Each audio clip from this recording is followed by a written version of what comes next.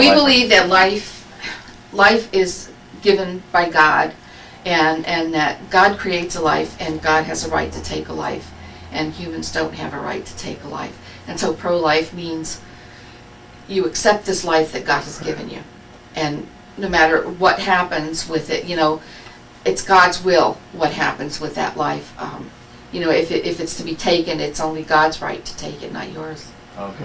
Abortion is done, the bottom of the womb is opened up, and an instrument is inserted into the womb, and the fetus is sucked out with suction. That's usually the way it's done, and then that's sucked into a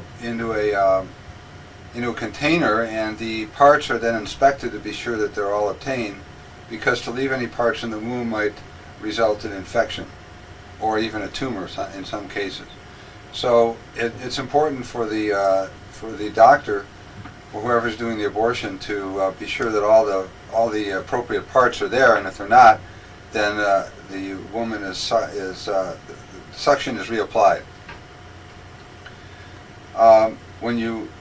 So part of the job for the physician is to look at all the parts, which is somewhat gruesome. But you can clearly see, even in a 12-week fetus, in a 10 to 12-week fetus, you can see all the parts. And certainly you can see the little hands and feet, and legs, and torso, rib cage, head, and certainly you can certainly understand the view that doing this is murder, because it looks. You can certainly appreciate that viewpoint. The answer is not to kill the baby. The answer is to change our attitude and to be forgiving for the woman or the man that makes the mistake and creates the child. I mean, look at all we're doing for the homosexual to try to find a cure for AIDS. I mean, we're being compassionate there. We're not killing the guy that has the AIDS, but we kill an innocent baby because somebody made a mistake. When it's dependent on the mother for life, certainly under 20 weeks, where there's no possibility that the fetus can survive without being attached by the umbilical cord to its mother incubator, then I would consider that not being life yet. It's potential life, but it's not life. So then, is taking a potential life considered murder? So I don't think my understanding, I would suggest that it's not murder. That taking a potential life is not murder any more than deciding to douche after having intercourse is not murder. It is a human rights argument, and that's where we do our best to keep it, even though there's a lot of subjectivity to it. We have to try to be as objective as possible. And when I've taken polls of the kids, the majority tends to be pro-choice. The minority is pro-life, but they're very strong because it's religious based, I think, and they are not about to change. So my view is the pro-life people have a relatively narrow religious view from my perspective, although reasonably held with great emotion, and I respect that, but I don't feel it should be mandated in our secular courts so that all human beings in our country have to abide by that religious viewpoint. Western civilization is based on the Judeo-Christian principles, thou shalt not kill, and all the 10 Commandments. So, if you want to carry it to the farthest degree, you can say that abortion is a serious fight between Christianity and non-Christianity. You can go that far and say that because Christianity teaches the value of the individual human being, but that has always been a basis for all the laws in our country. Where did we get our understanding of laws and human rights and civil rights and all the rest of that if it wasn't from our 2,000 years of Christian tradition? I think that the question becomes a religious issue under 20 weeks. Abortion under 20 weeks becomes a religious question. It becomes a question of life versus potential life, and should be left in the synagogues and the churches, and not in the courts and in the halls of government. So that would suggest to me that those people who feel that abortion is immoral, unethical, and violates the laws of God shouldn't have abortions. And those who feel otherwise should be free to have abortions. Well, I think basically deep down it's your feelings and your feelings of morals, and it's based on the Bible. I mean, God created life, and God created man and woman to procreate, and he told them to go out and have children and multiply and fill the earth. And that's what marriage is all about, and that's why he created marriage. And so basically it is biblical. The Lord created us this way, and the story of creation is in the Bible, so it does come from the Bible. That also brings in the deal with the homosexuals and lesbians. God did not create man and man to procreate. He created man and woman to procreate. And so basically, and that's in the Bible too. And that also comes into this when you talk about procreation and stuff. The scientific, my understanding, I would choose as a scientist to define life as existing when a person can live physically separate from another person. When their heart and lungs have to be attached, when their ability to respire and their ability to circulate their blood adequately, and their ability to maintain their bodily functions is dependent on the body of another person, I would suggest that life has not yet begun. Well, the interesting thing there again is that science knows very well how to create a new human being in a petri dish. I mean, in vitro fertilization has proven that. And once the baby is about 20 weeks along or about 1 pound, science also knows how to take that life out of the womb and artificially create the same situation, to supply it with the nutrients, to supply it with oxygen, to supply it with the right degree of warmth and all the rest of that. The only thing they haven't been able to do so far is to take it from that period of, say, 10 days or so after the new human being is formed, from that period until it gets to be 1 pound. That's the only area in which they don't yet know how to support that life. Someday they will. So someday the woman's womb may very well be passé. In terms of when life begins, if you have $500,000, life can begin at 20 weeks. If you have $500,000 and access to medical technology, and a little bit of luck, because not everyone lives. I would suspect that most of them die, but there's a possibility of life. So, I mean, if you want to define life as being able to live separate from the mother's umbilical cord, then the earliest life could, by that definition, the earliest would be 20 weeks. And anything less than that is potential life and not life.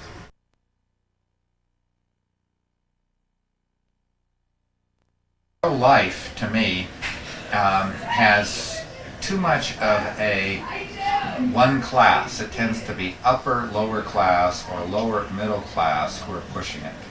Now that's, just a generalization. They tend to be white, and they, I don't think, are always aware of the kinds of problems that occur when an abortion is needed, especially in a minority situation. So if she doesn't want this pregnancy, then go ahead and continue the pregnancy. She doesn't want a parent, put it for adoption. Well, for one thing, it's very tough emotionally to make that decision to continue to carry a pregnancy for 9 or 10 months, and then turn it over to someone else. There are women who can make that decision and live with it really well. Most people can't, and it does take away their choice. They're saying that you either will parent or put it for adoption, and a lot of times neither of those are applicable.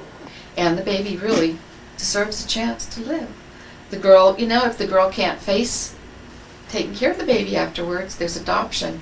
And there are so many loving parents out there that want children and can't have them themselves and would love to adopt them.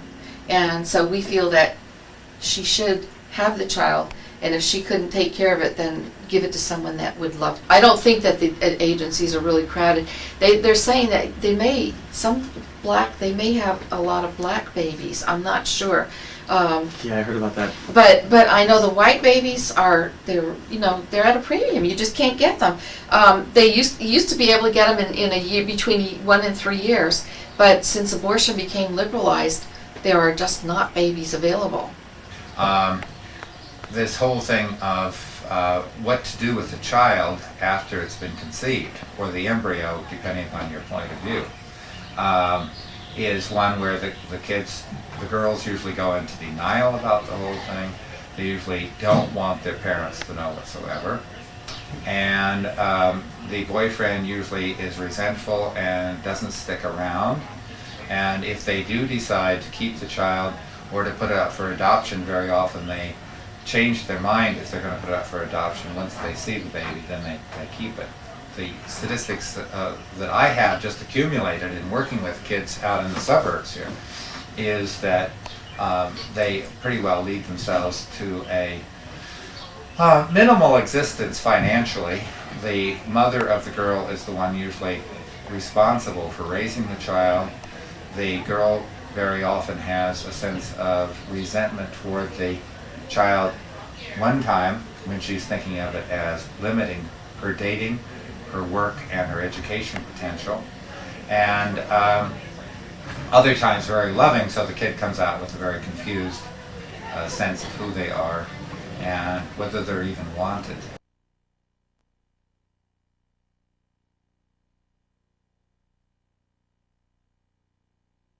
We believe it's an insult to push the idea of safe sex. You're going to do it anyway, so just at least use a condom and protect yourself. We think that's degrading and damaging and is an insult to the young people, as well as a denial of our responsibility as adults. I honestly think that they go too far. I think, when they bring all the contraceptives and everything into the classroom with these little kids, it's just like giving them a license to go ahead and try it. It's okay, as long as you use these things, it's safe. I honestly don't think that these little kids have to know that much. I know that kids see a lot of things on TV and that sort of thing, but I really think that you've got to use restraint, and they should teach more of abstinence. They go ahead and push all the contraceptives and everything, but they should really try to push abstinence. That's the only way that they're going to straighten out. The morals have to be straightened out. Abstinence is the only thing. That's the safest thing. And kids have no right. I don't think there's any, kids just don't have a right to be in bed with each other at their age. It's ridiculous. Right. God didn't create us that way. Kids are kids. Okay? And then we say, what are the advantages of abstinence? It's safe, it's sure, it's simple, it's intelligent, it's responsible, it's romantic, and it's free. Now, what about contraception? It's not guaranteed. There's no 100% foolproof artificial contraceptive. It's not safe. Contraceptive use can cause physical damage and lead to emotional and spiritual problems. It's not responsible, contrary to popular opinion, because avoiding pregnancy or VD doesn't make having sex responsible. Only love and its commitment can be the test of real and true responsibility. And it certainly isn't romantic. Can you think of anything more unromantic than getting all trussed up to make love, to getting armed against your beloved? It's crazy. It's frustrating. Pills, plugs, devices, and drugs are constrictive and unnatural. To me, it would be a wonderful idea if there was either abstinence or the sexual activity were kept within a range of protective range, or waiting, as I say, waiting until you are in the 22-24 age range is ideal, but it's not realistic. This one is called sex pressure, And there are so many pressures that our young people are, overwhelmed by. Not only our natural desire and curiosity and whatnot, but also erotic and pornographic materials and sexy fashions. Boy and girlfriend pressure is another big one. Advertisements and commercials that glorify sex. And of course the famous or infamous MTV and song lyrics. And then all these promiscuous role models that influence our young people. And people and companies that profit from teens getting involved in sex. The pornographic purveyors, the abortionists, the condom manufacturers, all those have a special interest in seeing that kids continue to increase their sex activity. And so we say, what or who is pressuring you to have premarital sex? Here are some of the pressures. And then, can you defend yourself? Yes, with the C shield. And C, of course, stands for chaste or chastity, which, of course, is a protection. It means committing to wait until you're wed, honoring your body, avoiding arousal, setting standards, turning away from temptation, and enjoying friendships.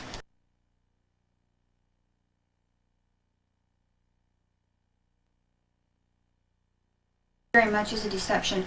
There are people who have come out of the abortion industry who either were doctors that performed abortions or who were managers of abortion clinics, and we've got a videotape here as well as a brochure, and there's several doctors that go around saying, here's what we did to sell young people abortions, here's how we convinced them, here's how we counseled them, here's what we said, all of it designed to procure the abortion, to get the money. It's a business. That's what people don't understand. Abortion is a non-profit, profitable business. No, we probably break even. I mean, we try to be the lowest cost and make sure everyone can afford it, and and we take Medi-Cal. So if you've asked any doctor if Medi-Cal pays, not very much, so no, it's not an income revenue. If a woman goes into an abortion clinic and pays cash, it doesn't have to be reported. It doesn't ever have to show up on the doctor's income tax report. In a sense, they lose money if she goes in to pay cash, because then they can't charge the state for all these other things. So they would prefer that it either be a credit card, which is a gruesome thought, charge your abortion on a credit card. I mean, I can't go and shoot you and claim $350 on my, on my MasterCharge or Visa. This is a big business. And that's why I say that particularly a young woman who doesn't understand this, doesn't know business and what have you, does not understand how many times she's being victimized. Unfortunately, with the pro-life ads, I have problems with it myself, just because they tend to show wonderful, sweet, adorable, unmessed up kids, and they're taking white, middle-class families with a substantial income as their images. You want to see something horrifying, you go into Oakland or Berkeley to one of these places where they have the crack babies. And one of the pro-choice speakers were saying, if they really want to do something, why don't you help us with the babies that exist? From a practical perspective, there's just too many human beings in the world. And unlike many other animal species, we're not able to control our population when there's too many of us. Rats and wolves and other animal species will control their population when they outstretch their food supply. But human beings won't do that. They'll just keep having kids and starve to death. Some people it's the time period. For some people it's the definition of life. But what you're doing when you're not looking at the person who's living and the woman who is standing in front of you today, it's like she's a thing. She is this house for something else. And you can't separate her dignity, her feelings, her life from the fetus that she's carrying. And, you know, I'm not going to debate ever where people think life begins, but we start with the person that's sitting here and living.